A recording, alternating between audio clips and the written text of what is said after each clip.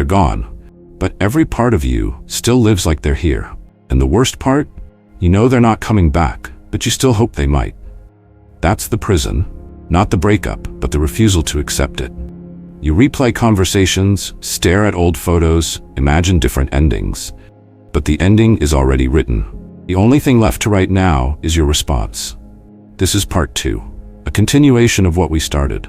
In part 1, we explored powerful principles for breaking free from the chains of attachment, rebuilding yourself, and reclaiming your own strength. But the journey is not complete. There are still 4 essential insights left. 4 principles just as critical, just as brutal, and just as transformative. This isn't just about heartbreak. This is about identity collapse. Because when someone meant everything to you, losing them feels like losing yourself. You don't know who you are without them. You don't know how to function without that daily check-in, that voice, that comfort. And so you spiral, quietly. You still show up to work, you still smile at people, but inside you're bleeding out. Here's the truth no one tells you. The pain you feel isn't proof of love. It's proof of attachment. Love can be beautiful. But unchecked attachment becomes a weapon, one you turn against yourself.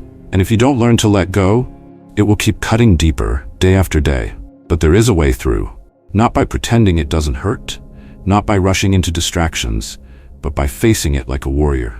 Stoicism isn't cold or detached, it's courageous. It teaches you how to feel fully without being ruled by what you feel. It shows you how to let go, not with bitterness, but with strength. And that strength? It's in you already. What follows in part 2 isn't theory, it's battle-tested wisdom. Mindset shifts, mental armor. The kind of clarity that pulls you out of emotional chaos and back into control. If you're ready to stop bleeding for someone who's not coming back, watch closely. This is where the real transformation happens. Don't just nod along, move. This is Victory Stoic, the channel where we rebuild from the inside out. If this hit something real in you, like this video, subscribe if you're done being ruled by what you lost, and drop one thing in the comments. Either the story that still haunts you, or the inner command you're choosing now. Something like, I let go, I take back the wheel. Let's finish this journey. Number 6, stop romanticizing the past. You're grieving an illusion. Memory lies, it edits, it softens, it forgets the sharp edges and leaves behind a polished version of what once was. In the wake of heartbreak, your brain doesn't give you the full picture. It gives you a highlight reel. That weekend trip where everything felt effortless. The way they laughed in the kitchen. The quiet moments that felt like home. But what it conveniently erases are the arguments you had before you left. The nights you cried yourself to sleep. The emptiness you felt, even while lying next to them. You're not mourning the person as they were. You're mourning an idealized image, an emotional hallucination, carefully crafted by your own longing. The Stoics warned us about this kind of mental trap. Epictetus said, "What upsets people is not things themselves, but their judgments about these things." The pain you feel isn't just from the absence of the relationship. It's from the story you're telling yourself about how perfect it was. You've become attached to a version of the past that never fully existed. And the more you feed that illusion, the more impossible it becomes to let go. Cognitive psychology has a name for this, rosy retrospection. It's the human tendency to recall past events more fondly than they actually were, especially when our present feels unstable or painful. According to a study published in Psychological Science, people consistently remember past vacations, relationships, or life phases more positively over time, even when in real time they reported mixed or negative feelings. Your brain distorts memory as a coping mechanism. But in doing so, it builds a prison, one where you compare your current life to a fantasy that was never fully real. Consider Robert, 39, from Illinois. After his divorce, he found himself obsessing over the early years of his marriage. He'd look through old photos, rewatch old videos, replay sweet texts she once sent. He kept telling himself, "We were so happy. I don't know how we lost it." But in therapy, when pressed to recall what the last 2 years had been like, he admitted something he'd buried. He had felt alone for most of them. They hadn't slept in the same room for months. Communication had dwindled to logistics. The marriage didn't end suddenly, it had been fading slowly. But his memory only clung to the golden beginning, not the gray, drawn-out decline. He wasn't in love with her. He was in love with a moment in time that had long passed. This is what the mind does. It turns pain into nostalgia, even when it shouldn't. Nostalgia becomes a filter that hides the full picture, and Stoicism cuts through that. Marcus Aurelius urged, "Look things in the face and know them for what they are." Not what you wish they were, not what they used to be on their best days, but what they became, what they are now. Here's a practical technique, the reality reconstruction exercise. Sit down and list the top 5 moments you're constantly reminiscing about, the ones that make you ache the most. Then next to each, write down exactly what else was happening in your life or relationship during that time. For example, you remember a perfect date night. But did you fight the next morning? You remember a birthday celebration, but did they ignore your needs the rest of the week?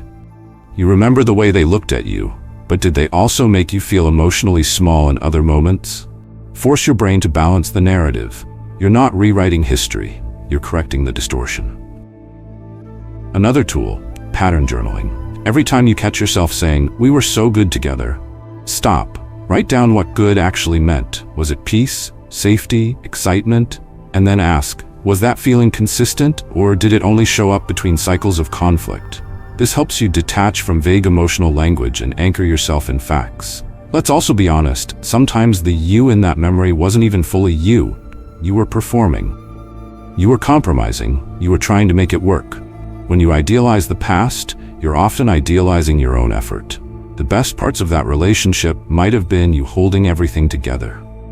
Here's a metaphor to drive it deeper. Imagine someone paints over a cracked wall with beautiful white paint. For a while, it looks perfect, bright, clean. Then one day, the paint starts peeling. You realize the wall was never stable. It was always crumbling underneath. That relationship, those memories, they might have had moments of beauty, but beauty doesn't cancel out structural weakness. You're missing the paint, but what you need to remember is the cracks. The truth is, you left or they left for a reason.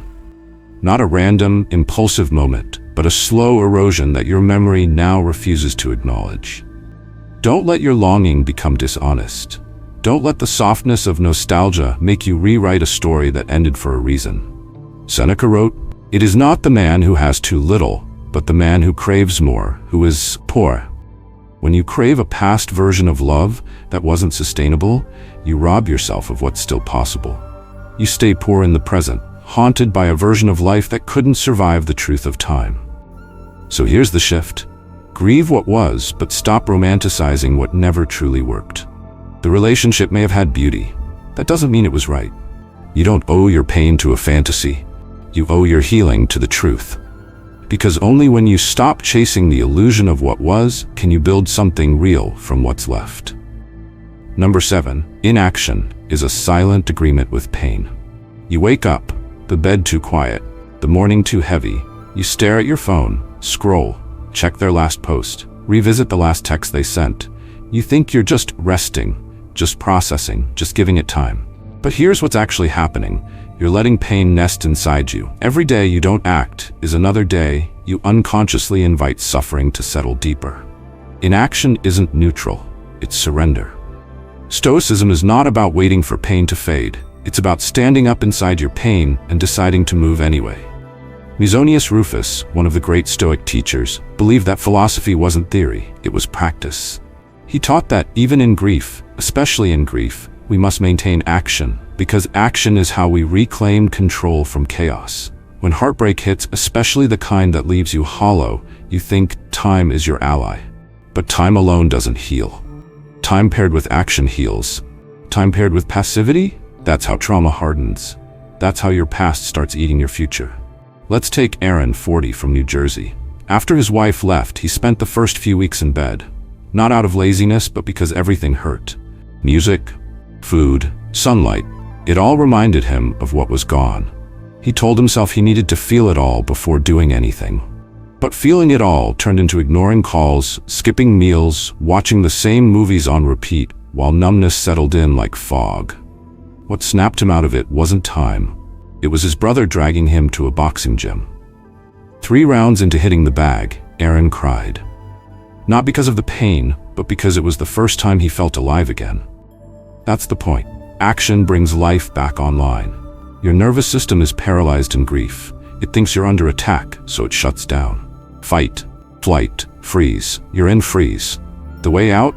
Movement, routine, sweat, words. Not because those things are magical, but because they signal to your body, we are not dying. There's science behind this. Dr. Bessel van der Kolk, author of The Body Keeps the Score, explains that unprocessed emotional pain stores itself in the body. Without physical movement or expressive outlets, grief doesn't dissolve. It compresses. It tightens your muscles. It dulls your senses. It becomes chronic tension, insomnia, depression. The pain you refuse to move through becomes the pain you live with long term. That's why every day without action isn't just neutral. It's cumulative damage. Every day you skip the gym, skip journaling, skip calling a friend, it's another brick in the wall between you and your healing. Stoicism doesn't shame emotion, but it doesn't excuse paralysis either. Marcus Aurelius wrote, "You have power over your mind, not outside events. Realize this, and you will find strength." That power begins with choosing to move, even when you don't want to. Here's a metaphor. Imagine your grief is a swamp, thick, dark, stagnant. If you stand still, it pulls you down, slowly but relentlessly. But if you start walking, step by step, it doesn't make the swamp disappear, but it keeps you from sinking. Action isn't escape, it's resistance, it's survival. So what can you actually do? Start with 3 anchors. 1. Physical movement. You don't need to run a marathon. Just sweat. Walk around the block. Do push-ups until your arms shake. Lift something heavy. Move your body like you're waking it up from the dead, because in a sense, you are. Set a rule, no 0 movement days. 2. Written expression. Open a notebook. Every morning, write exactly how you feel in 1 sentence. Then 1 thing you're grateful for. Then 1 thing you'll do that day. 3 lines. That's it. It builds structure. It builds self-respect. 3. Social interaction. Pain wants isolation. It convinces you that no one understands, that reaching out is weakness, that silence is safer. Don't listen. Text 1 person. Meet someone for coffee. Call a friend just to sit in the same room. It's not about deep conversations. It's about staying in contact with the world you still belong to. And when resistance shows up, and it will, say this to yourself: I will not let my past devour my present. That's your command. Say it out loud if you have to. Write it on your mirror. Tattoo it on your calendar. Because make no mistake, when you stop moving, your past doesn't pause, it hunts. Stoicism is a warrior's philosophy. It's not just about calm, it's about engagement. The battlefield isn't external, it's your internal world. And the weapon is action, movement, discipline. You don't need to feel good to act. You need to act to start feeling good. This is not about pretending you're okay. It's about not letting not being okay become your identity. The pain you feel is valid, but letting it chain you to the floor, that's optional. That's a decision. So today, move. Write, speak, walk, lift, call, sweat. Do something that reminds your body and your mind that you're not just a memory of who you were. You're still becoming. Because when you don't act, you don't heal. You don't grow. You just rot. Quietly, invisibly, day by day. And you're better than that. You didn't survive this much pain just to drown in it. Stand up, start moving. 1 step. That's the beginning. Number 8. You can't control who they love, but you can control who you become. They may have left you for someone else. They may have stopped loving you without explanation. They may now be with a person who doesn't hold a fraction of the depth, loyalty, or patience you gave them. That part hurts. There's no need to sugarcoat it. But here's the truth. You have 0 control over who they choose to love next. What you do control entirely is the kind of person you become after they're gone. And that difference is everything. Your dignity was never supposed to depend on whether they saw your worth. It was supposed to depend on whether you did. The Stoics understood this deeply. Epictetus wrote, "It is not things themselves that disturb us, but our opinions about them." The pain isn't that they moved on. It's that you've internalized their choice as a reflection of your value. But it's not. Their love, or absence of it, does not define your lovability. Their rejection doesn't make you lesser. It only reveals what they were capable of giving, and sometimes that simply wasn't enough for who you are becoming. Let's talk about Josh, 35, from Colorado. He found out his girlfriend of 4 years had reconnected with someone from her past and had slowly distanced herself emotionally, then physically. When she finally left, she didn't say much, just, "It's not working anymore." Within a month, she was public with the new guy. Josh felt humiliated, replaced. He spiraled. Not just because she left, but because her new choice made him feel like he wasn't enough. He couldn't stop comparing himself, body, job, charisma. It consumed him. But 6 months later, Josh had shifted. Not because she apologized, she didn't. Not because she came back, she didn't. What changed was where Josh aimed his attention. He stopped trying to be better than the man she chose. He started trying to be better for the man he wanted to become. That was the break. That was the rebirth. Here's the Stoic move. You stop competing with ghosts. You stop needing to win the breakup. You stop scanning their social media to see if they look happier. That's not your lane anymore. Your lane is forward. Your lane is upward. Your lane is yours.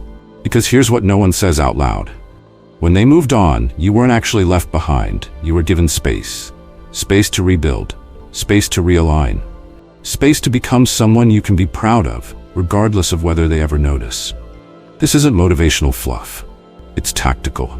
In psychology, this shift is rooted in what's known as self-determination theory, the idea that people thrive when they focus on intrinsic goals, growth, mastery, personal integrity, instead of extrinsic ones, approval, validation, status. When you make your healing about being good enough for them, you anchor yourself to a moving target. But when you make it about being whole enough for yourself, you create stability that no one else can shake. Try this exercise. Write down a list of 5 traits you admire most in other people. Not people you dated, but people you respect deeply. Integrity, strength, compassion, discipline, wisdom. Then ask, am I living these out? Not perfectly, but intentionally. If not, start small. Show up 5 minutes earlier to work. Say what you mean, even when it's hard. Read instead of scroll. Train your body like it's worth protecting. These tiny acts accumulate. They aren't visible to your ex, but they're felt by the future you. Here's another exercise. Write a letter, not to them, but to the version of you 6 months from now. Describe the person you hope to become. Make it visceral, specific. Not I hope I'm happier, but I wake up with clarity. I keep promises to myself. I speak less and mean more. I walk into rooms with my spine straight. Then post it somewhere you'll see every day. Not as pressure, but as orientation. Let that version of you be the one you're pursuing now. Imagine this. You're standing at a fork in the road. Down one path is obsession, checking who they're with, imagining conversations, replaying what you could have done differently. That path never ends. It loops. Down the other path is effort. Not glamorous, not dramatic, but clean. You don't chase anything. You build everything. You stop being a reaction, and you become direction. Marcus Aurelius said, the best revenge is not to be like your enemy. Let's expand that. The best response to rejection is not to become resentful or small, but to become the most grounded version of yourself. Not so they'll regret leaving, but so that even if you passed them in a room, your peace would speak louder than your presence. Your goal now is not to win them back. It's not to make them notice. Your goal is to become unshakable, regardless of who notices. You cannot control what they feel. You cannot control where their heart goes, but you can control your habits, your choices, your evolution. Let them go. Let them love who they want. That's their right. But it's your responsibility to love the person you are building. Not out of ego, out of principle, out of survival, out of truth. Because one day, long after this ache has faded, someone will meet you and recognize not your scars, but your stature. Not your past, but your presence. And the version of you standing there won't be shaped by who left, but by who you decided to become after they did. Number 9.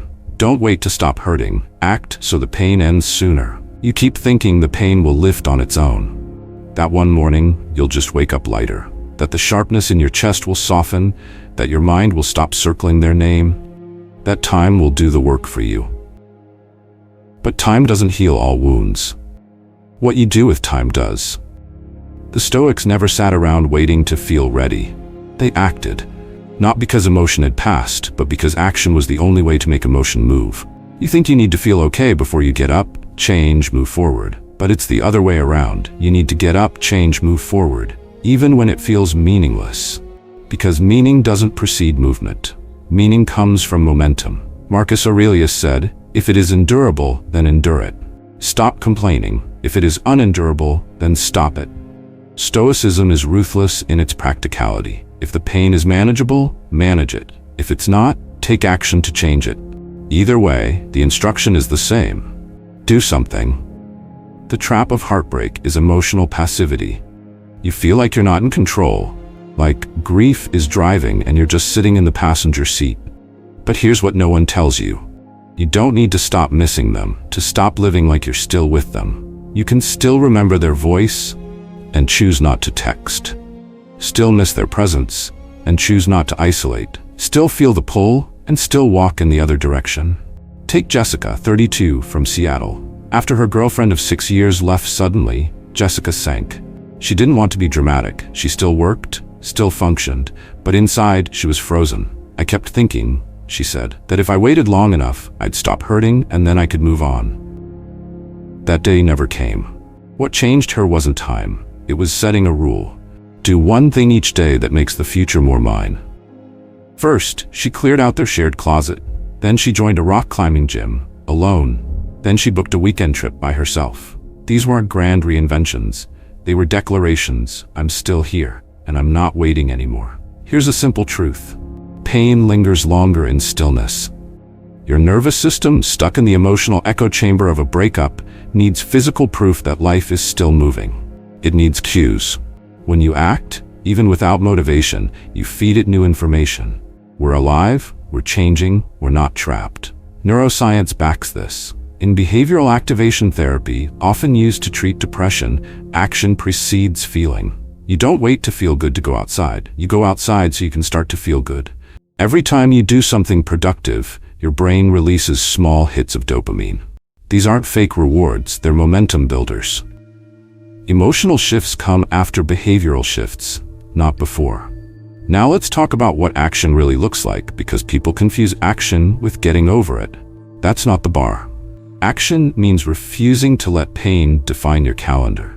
It means putting structure back where chaos has lived. Waking up at a set time. Making your bed. Exercising. Saying yes to that invitation you would normally dodge. Cooking your own meals with care, not eating like you don't matter. This isn't about distractions. This is about identity. Every small act says, I'm someone who shows up anyway. Here's something practical, the 2-hour rule.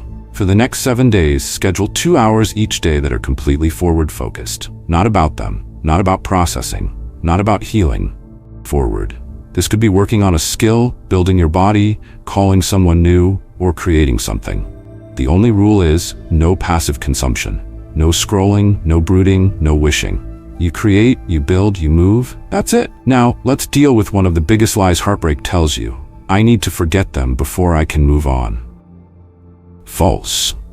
You don't need to forget. In fact, you might never fully forget, but you can stop obeying the voice that says missing them means you should wait for them, stay loyal to them, or punish yourself in their absence. Missing them is a feeling. Obeying it is a choice, and you're allowed to feel deeply and still move boldly. Here's a metaphor. Think of heartbreak like walking through a burning building. You can stand there saying, it hurts, it's hot, I can't move until the fire stops. Or you can crawl, even if it scorches you, toward the exit. The fire doesn't owe you a break. You owe yourself the fight to get out. Epictetus reminded us, first say to yourself what you would be, and then do what you have to do. What would you be? Strong, clear, peaceful? Then act like it, even if you feel broken. Even if your hands are shaking, even if you still dream about them, you act, not to fake it, but to forge it. Because this is what heartbreak often hides. It's not just grief. It's the opportunity to rebuild. And the sooner you act, the sooner the pain loses its grip. Not overnight, not all at once, but slowly, in the muscle you build from showing up again. So don't wait for the hurt to vanish. Don't wait to forget. Don't wait to feel whole. That day isn't coming by itself. You're the one who has to bring it closer. One disciplined act at a time. And if you need something to hold on to, let it be this. You can't force your heart to forget, but you can teach your body to move, your mind to lead, and your soul to come with you. That's how the pain ends, not by waiting, but by walking. Conclusion. The longer you carry what's not yours, the heavier it gets. You once loved them deeply. Maybe you still do.